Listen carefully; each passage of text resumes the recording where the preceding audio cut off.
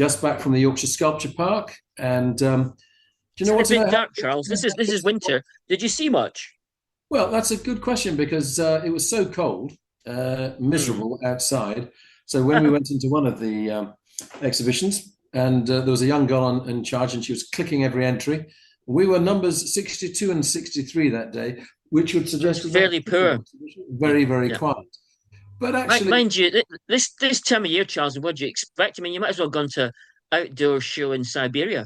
yeah, it was about as cold. It was about as chilly a reception. But on the other hand, as ever, with a wonderful visit, we revisited the William Kentridge exhibition, which if you still haven't been to it, you really, really should go. I think I made it one of my exhibitions of last year, and we saw some films of his that we hadn't seen when we last visited, and it really is an extraordinary exhibition in every way. Very political, strongly, strongly political, When does it and run to, Charles?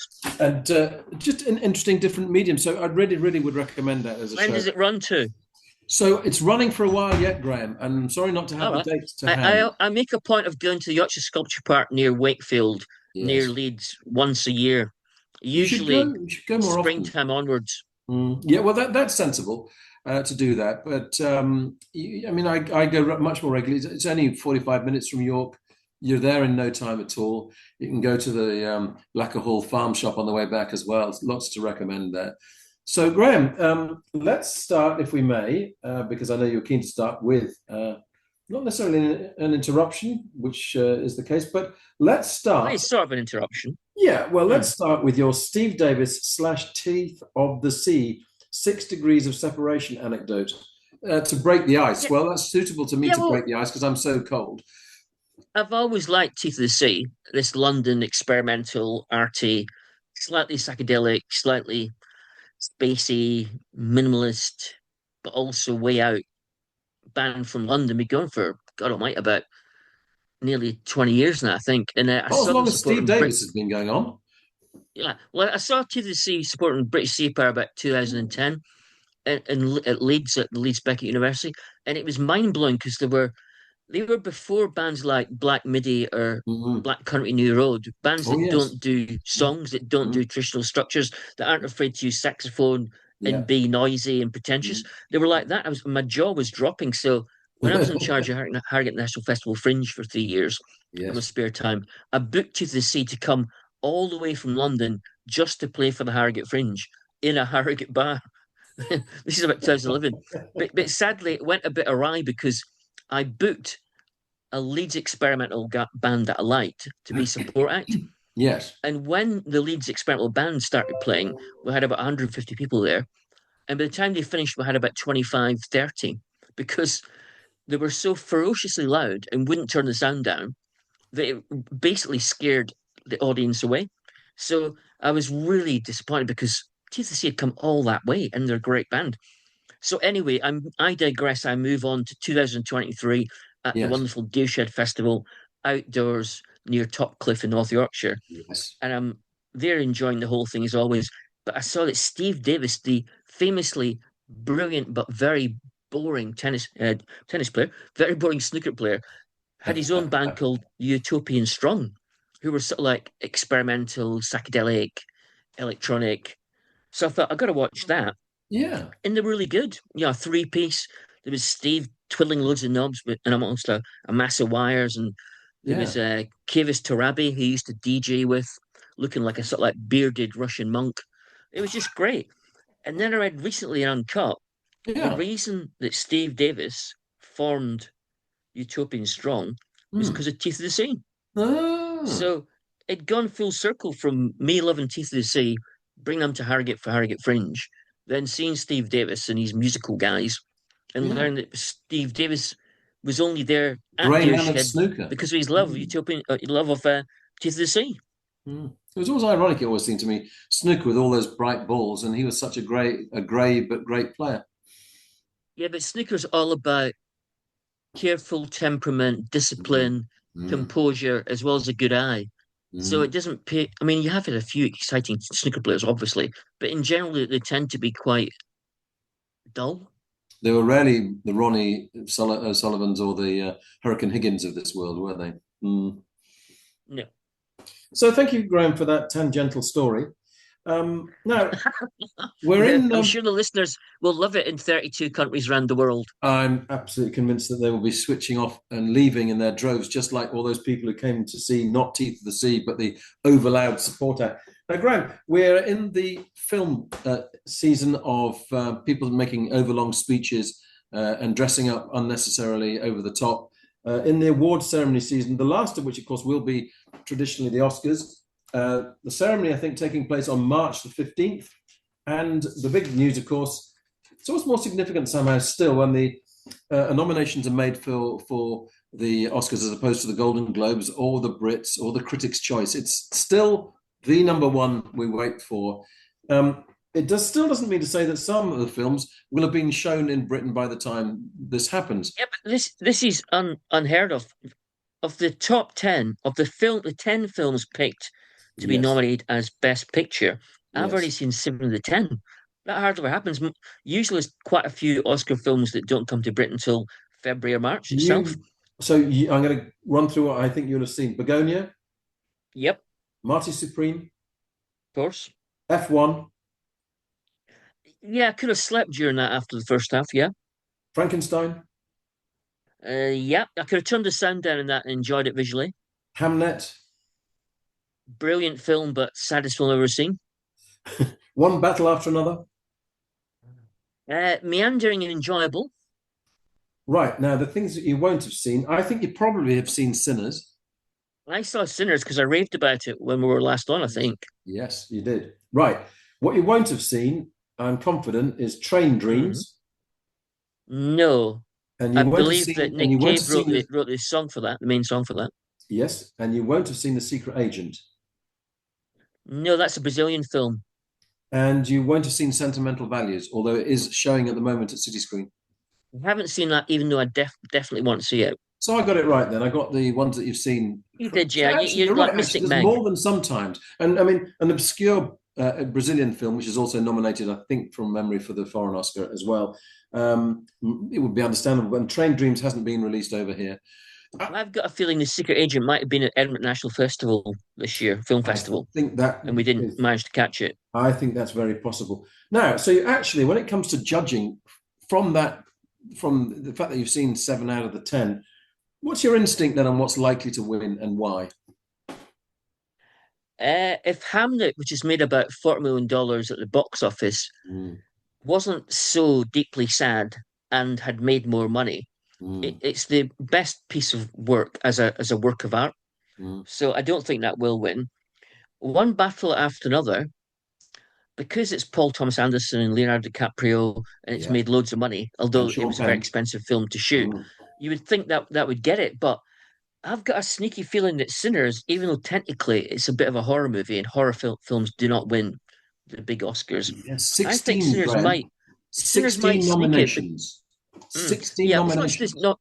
Yeah, it's the greatest number of nominations ever in Yeah, Academy's history. it But I think is. the reason why I might get it is that first of all, Ryan Coogler, the director, also Mm. directed Black Panther, the Yes, Marvel superhero film, which made shed loads of money it did. and was the first black superhero film. Mm. And it's an interesting because even though it's a horror film, it's sort of like about racism and history and the evolution of black music. So it ticks quite a few boxes. It isn't just a horror film. So I've got a feeling that Sinners might buck the long-term trend Mm. as a horror film, might actually win quite a few big awards. I mean, imagine a film that gets 16 nominations and wouldn't win any awards. That would be extraordinary, wouldn't it? No, but they could give it for lesser awards like, Yeah. there's a British actor and actress who've been nominated in supporting Yes. actress, Yes, they have. and the Yes. screenplay. So Yeah. they could give it to that sort of thing. But I think they might win best film, and I think Paul Thomas Anderson might finally get an Oscar as best I director. I think he's pretty well nailed on for best director. So if anyone's wondering which were the previous, the highest of nominations previously, it was All About Eve, it was Titanic, and it was La La Land. So All they About all Eve's a long three, time ago. That's yeah, 1950s. yeah. So for All About Eve, so that they each received 15. One Battle After Another's received 30 nominations. Marty Supreme, Frankenstein, Sentimental Value 9, and Hamlet 8. And so I'm going to suggest that Timothy Chalamet stands a very good chance of winning Best Actor He was almost owed it from a complete unknown when he was so good as Bob Dylan. Yeah. And I think, I mean, this is the most exhausting film I've seen this year. I was absolutely knackered by the end of it, which is ridiculous when you're watching a film to be that What, Marty exhausted. Supreme? Yeah, it was You exhausting were because it was exhausted, but really? well, because it was just it took me back to early Quentin Tarantino. So much going on in it. I mean, and also because he's constantly up against the odds. His character, Well, yeah, it's the one ping pong scrape after star. another. It's a whole parallel It was Pauline. quicker than a ping pong Yeah, rally. It really was. The editing was the remarkable. energy was so full on. There was no time to reflect or think or draw breath. And yet, imagine sustaining that in an acting performance, which is will not have been it will won't have been filmed in chronologically. It will have been filmed out of sequence. But the energy levels that he brings to scene after scene, I think Marty Supreme is a good but flawed film. I But wouldn't argue with that, Graham. what makes it a much I better think he film is Timothy. transcends that. If Timothy Chalamet isn't so good in Marty Supreme isn't so good. Absolutely correct. I would entirely agree with that. Strangely enough, I was speaking to one of Celestine's friends the other days, whose son is a huge enthusiast of table tennis, and is the only person who I think would have suggested and did indeed suggest that there should have been more table tennis in the film, which I More table love. tennis. I absolutely love the idea that there should have been more table tennis. Um, I think, I mean, we're looking at, if I'm going to predict on some of the more minor awards, best original score, I think should definitely go to One Battle After Another. Such a remarkable score. I think it's a Johnny And the Greenwood score Radiohead guy. and I think that I've mentioned before the use of percussion is extraordinary in the car chase sequence. It's just extraordinary. Yeah. Um, Well, Paul Thomas Anderson always has a good soundtrack and always good yes, sound effects. absolutely. I think for editing and sound, I think there's a possibility that F1 might get that because while it wasn't a great movie, the sound made you want to be there watching It was a Formula very One racing. professional movie, and Yes, it was an old school, it big, was. fat, professional, slick, Yeah, slightly empty film that they yeah, used to make lots of. yes, absolutely. You're saying that Steve McQueen was like that? What Steve McQueen, the original actor, Steve McQueen, not the Yeah, British no, director not the and wonderful artist. British director. No, no. No, as I said before when we reviewed F1, Mm. there's been no great racing driver films made. There's been a few good ones, but I don't think you can make a great racing driving film. The best racing driver film is, of course, the documentary. What about Senna? It's just a brilliant, brilliant Hmm. film. Hmm. Entirely true. Because I guess because actually you can't have more drama than a man dying in the way that he did and giving everything to his sport in doing so.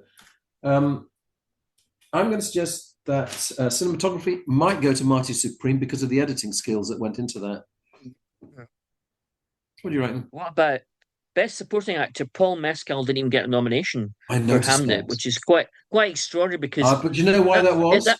because Jessie Buckley's a great actress, Yeah, but that film does not work if Paul Mescal isn't at least as good as her. I would agree with that. But do you know why he's not nominated? No.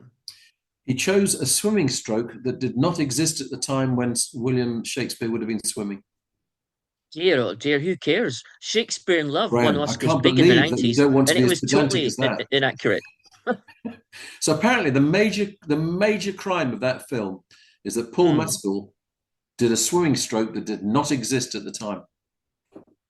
The film isn't supposed to be real anyway. It's a fiction Of course, based on a fictional novel, and the point of it is to it's like a meditation on the nature of grief and the nature of creation. So yeah. you're not supposed to take it literally, I don't think. It's been a really strange situation since I don't know anyone who's seen it has not been weeping by the end and absolutely in the impact of grief within that film. And yet there's been this Mm. late kind of backlash, which I'm bewildered by against this film, saying, is it accurate about Shakespeare? Well, no, it's not, but that's not a crime in a film that actually states right at the start, some of this is fictitious. The impact is not belittled by the fact it isn't necessarily how Shakespeare was. I think it's a genuinely spiritual film. I Yes. don't think that film critics can handle that anyway. I It's have not not a been good so night out moved to by a them. film in a very long time. I wept and wept and wept with that film for all the obvious reasons of loss. which we all connect with. But the fact that Hamlet it was used in a way that made, and I've said this before, but it made it feel I was watching Hamlet for the first time, as was Yeah, I Shakespeare. mean, He was watching his I play being performed for the I've first time, and the impact I've that it was having always on his wife was devastating. I always prefer reading Shakespeare to seeing it unless it's exceptional. And if you know if I was in charge of a school, I'd make any student studying English literature watch Hamlet so Yeah. they could get enthused, to use an American Graham, expression, that about is a very Shakespeare. good. That's very true. I would agree with that. It So, brings it Graham, all, now, makes it all real, um, makes it all real. absolutely. So, I mean, I think it's a pretty strong list of films, actually. I Uh, think it's the best year for films at the Academy Awards for quite a mm. long time. It's already been a good start to the year. I haven't mentioned H is for Hawk, another film about grief, but Claire Foy's performance in that. Cecily and I went to that last night. Uh, Much more. I want to use the word subtle. That's not what I'm looking for, but not as dramatic in its interpretation of grief as the performance of Jessie Buckley. Much more contained I and mean, Jessie inward. Buckley might win supporting Mm. actress, but I've got a Yeah. bad feeling that Kate Hudson in Oh, that Neil Diamond no, biopic, Song no, Sung no, Blue, no. might win. No, that's about as irritating as that god awful song. What's the one they all sing at the Yeah, but football? she's Hollywood, her Hollywood pedigree, her parents, Goldie Hawn and Kurt So Russell, what? and the So fact what? she's been in films for so long and she's been in hit films, and it's Neil Diamond, Graham, have even you ever though enjoyed any Kate Hudson performance? Ever? Almost Ever? Famous, one of the early ones Okay, just about about granted, but that's not because about the Rolling Stone music that's because writer. it's a great film overall, not because of her. I'm sorry, Graham. Possibly It goes correct. back to the point. Not if not Goldie Hawn's daughter. I really don't think she'd be getting the work that she's had over the years. Mm, mm. I'd like Begonia to win, but it's such a I feel that absolutely last bonkers year was the film. turn for that, and I don't think it's going to follow up. 2 years running with that, nor is Emma Stone. I was even surprised they got nominated. It's such a Yeah. bonkers film. I loved it. So, Graham, you want to come on to a subject of books to read in 2026, not brackets, not comprehensive. Well, let me just tell you what I'm reading at the moment, which is Woke is Dead by Piers Morgan, which is I wouldn't basically give that man a any book of about my Piers. It's money. basically a book about Piers Morgan. And Yeah, well, Piers Morgan would be woke. If woke made him money, if woke got him big political friends, if mm, woke got him jobs with American media, Piers Morgan would be woke. I wouldn't trust a single thing that comes out of that man's mouth because he does no, occasionally talk sense, but he only talks sense when it suits him, and he does well by it. so far, there's far too much about Donald Trump in the book as well, about his friendship with Mm. Donald Trump. Yawn, yawn. I like the Yeah, idea of well, discussing whether woke is dead or not. But I'm afraid this book was well, woke me up yeah, before you go, and I'm pretty well gone I like that, already. but I'm not going to open this debate much because it'd take too long. But I don't even agree with the definition of woke. I don't think woke It's really been exists. I think it was made up by the right wing. interestingly, it's been appropriated and wrongly appropriated from what its original meaning was in America, which is fascinating that that's the case. So, Exactly. Yeah, Graham, having politics is me rather perception. butted in with my subject of woke is Hmm. dead, tell me what your early recommendations in 2026 are and what you might be looking forward to reading. Well, apart from Annihilation by Michel Houellebecq, the French Yes. novelist, which came out in 2024, which I'm currently halfway through, which is very good about French politics and family dynamics, which is Mm, unusual for him. I'm also reading Leaving the 20th Century by Mackenzie Ward, the whole history of the Situationist movement of the 1950s, 60s, and 70s in France. yeah. Going to read Midnight Children by Salman Rushdie from 1981 because I haven't read it. Um, a new book that came out last year, which I'm about to read as well, Revolutionists, the story of the extremists who hijacked the 1970s by Jason Burke. And that's all about the wave of terrorism that started in the Western world in the late Really? 1960s and how it's led to the current wave of terrorism. But in Mm, my book, if you look at the history of terrorism through the centuries, there's a mm, high degree of mental health issues amongst yeah. terrorists. But Yeah. there's also a high degree of people who began as teachers or writers or respectable politicians Yeah. who became so outraged by the world they turned to terrorism.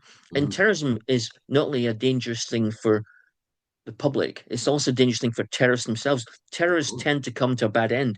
So Yeah. I'm hoping this book by Jason Burke explains what these people were like, why they did it, what Mm. happened to them. I'm also reading Night People by Matt Ronson about his life as a DJ in New York in the Yeah, 1990s with that hideous pink cover that you kindly bought me. that I kindly And I'm bought for looking you for forward to, Christmas. yeah, fantastic.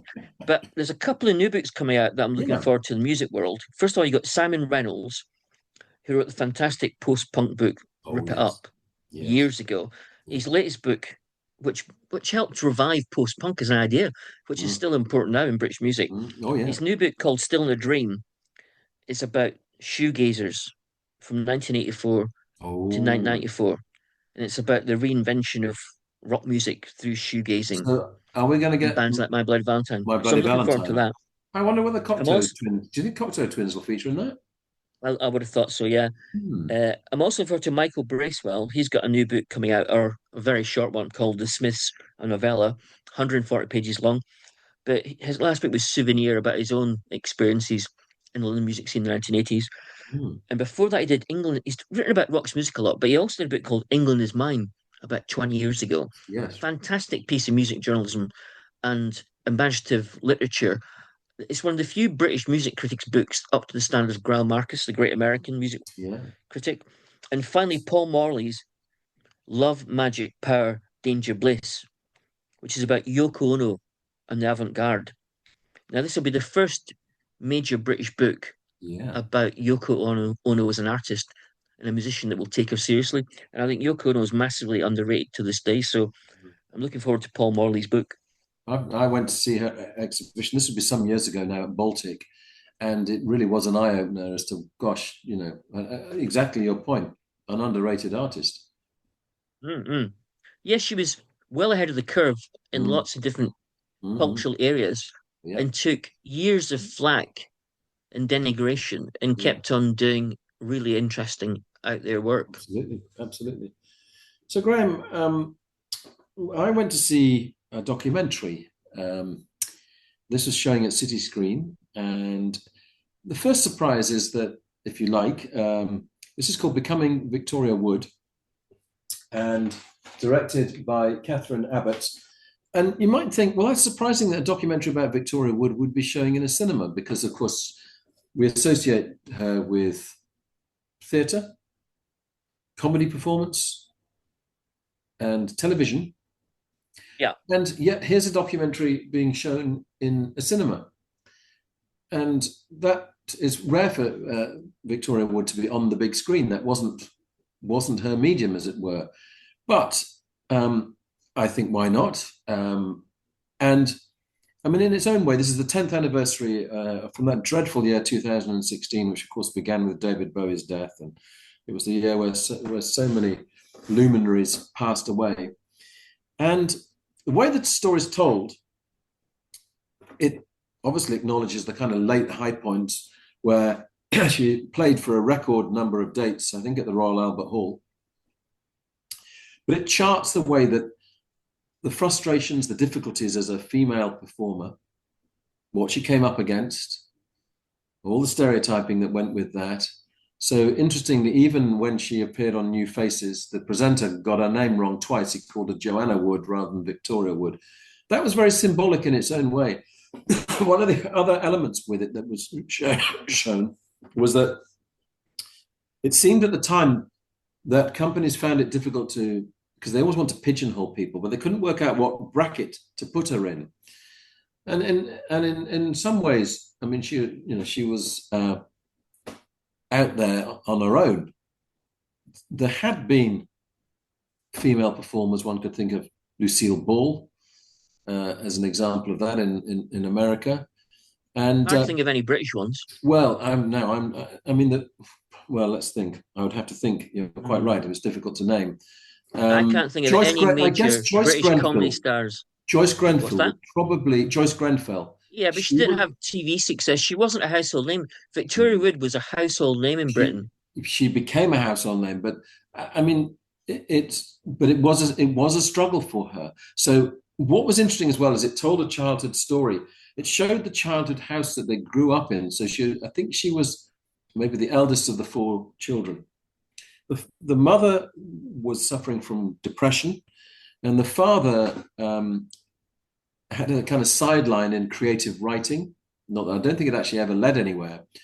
So they pretty much kept to one part of the house, and the children had their separate rooms. And Victoria would come home and eat basically in her room, and that Mm. would be it. So this was not a situation where there was parental encouragement to be creative. So she had to make her own mark, which she did with steely determination from a young age. And I remember meeting her as long ago as when I went to journalism college, 1979, 1980, and I used to. That was in Sheffield, and I went to the Sheffield Crucible a lot. And actually, Mm. her play Talent was premiered there. And I remember meeting and chatting to Victoria at the bar at the time. So that was a young creative artist at the time, What was and she like then? very low key.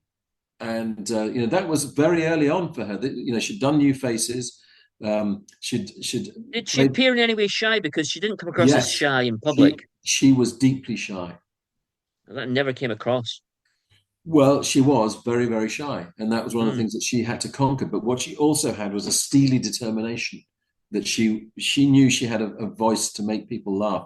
That was the main thing she ever wanted to do: make people She laugh. was also very smart and a very good writer, very good script writer. Absolutely. I mean, and what she would do is that she would direct and write and perform in. So she Mm. would do the whole lot, and she was remarkable that way. And also, of course, the crucial working partnership with Juliet Walters, or Julie Walters. Sorry, forgive me, Julie Walters. Well, yeah. Again, the way that ran through her work. Celia Imrie coming into her work. Um, Well, Maxine she Peake, promoted right at other the female talent. There's a whole yes. generation of British actresses, comic actresses, who are now famous but getting on in Mm, terms of age, mm, who were given great roles by Victoria Wood. mm. And so, I mean, she broke through that glass ceiling to make the impact. And I mean, I think it's fair to say that she's now seen as a national treasure. Mm. And it's well worth seeing this because it tells Mm. the full story, the what she had to come up against. Uh, if you like, as well, I guess we look back now, and that there's a kind of element of hindsight about it. But she was triumphant, within her career while she was here. But it was, there were elements of struggle, and it doesn't hide away from that. But you're constantly struck by just how amusing she was, and also as a singular female voice in a time when that was not the norm. That was not the norm in comedy. I mentioned Joyce Grenfell as the one I could think of, but it really wasn't the norm. And yet, also, men enjoyed her work as well. Yes, she spoke to a female audience that probably not been written about before. That was another thing they showed, actually, the sexism before about how women were presented in TV and also Mm. in comedy clubs. So you had Bernard Manning in his usual, way of being offensive about women. So again, she broke through boundaries there by actually being able to show funny stories that women connected with Well, about yeah, but she won out because she was so good. The correct. quality of her script and her performance was so brilliant. I mean, one sentence from Victoria would usually have three or four ideas just in one sentence that you couldn't deny her. It was impossible to deny her. That was one of the comments that was made, is if you now look at some comedy on the TV, sitcoms or whatever, the number of punchlines by comparison with every line within Victoria Wood that was funny. There was maybe a setup, but there were more lines that were funny than just setups. It was brilliantly full, rich with comic lines, rich with punchlines. That actually is something you look now and you think, gosh, where's the writing of that quality gone? It was a remarkable hit rate, not in the way of the one-liners of this world, the Milton Joneses and the Tim Vines. I'm not meaning like that. It still required a structure to set up the lines, but then there was line after Yeah. line that was funny and unexpected, which is another crucial gift to surprise Well, you I with a think line. ironically, the landscape for Victoria was so difficult that she had to be brilliant Mm. That to I think that succeed. would So that she would be was. true. That would be true. So, Graham, our last thing, because as ever we'll run short on time, but new events coming up at the Bradford Pictureville Cinema in early 2026. We are now post the City of Culture, but Yeah. the Bradford Pictureville, a significant cinema in its own way, shows works that other places do not show. What's coming up? Well, it's housed at the National Science and Media Museum in Bradford, Mm, which has been there for a long time, quite a groundbreaking museum. And I'll yeah. just mention two events, but they sort of show that the City Culture Year and the enthusiasm and limelight that engendered for Bradford hasn't dissipated yet and is No. still carry on. So on Good. February the 9th, there's a BBC Writers Right Across Bradford event. So the Pictureville Cinema is hosting the official launch of BBC Writers Right Across Bradford, which is designed to support and celebrate new writers in the Bradford area. So Good. that's good. Then from March the 7th to 14th, there's a Talking Hitchcock season. So there's going to Oh, be like a series of Hitchcock films, and the writer, speaker, curator, and podcaster Rebecca McCallum will mm, present these cinematic events under the headline Four Seasons of Hitchcock. So we've got The Lodger from 1927, yeah. 39 Steps 1935, Rear Window 1954, and then finally Frenzy 1972. Mm. So that's a great event as well. So it's good to see Bradford it hasn't let slip the standards that it set last year. Yeah, that's good to hear. And Hitchcock always right for reappraisal, such a significant British directing figure. So, Graham, I think we're probably, as ever, with our time up. I have no idea whether we've hit it, but I'm assuming that we have. Not quite. I think I've got Hmm. time for an Elvis line. And I've Elvis's always got first time for big an Elvis line, either Costello or Presley. Which will it be? Elvis Presley. So his first big worldwide hit was Heartbreak Hotel, obviously, and that's what broke the dam for rock and roll in 1955, even though things had been happening already. And it's a doomy blues song, very Spartan, very sparse, not happy, not exciting, but it's an amazing track. And it nearly never happened. It was written by someone else. The reel-to-reel demo was rejected by lots of great singers. Oh, It came to Elvis. His record company said, RC said, "We don't even like this song." yeah. Elvis played it once. He said, "Play that again, hot dog."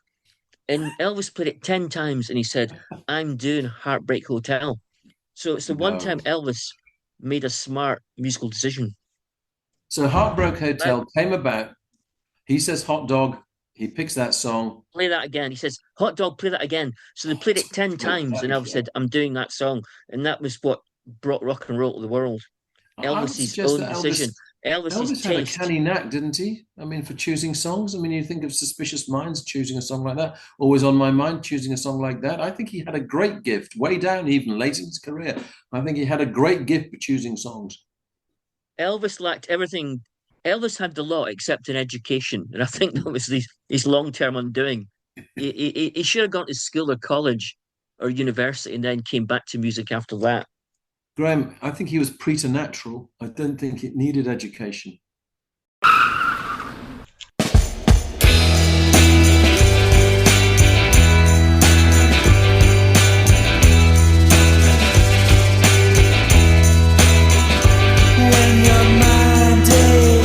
You've been listening to the podcast Two Big Egos in a Small Car. Your hosts were Graham Chalmers and Charles Hutchinson. This was a Baltic sub production.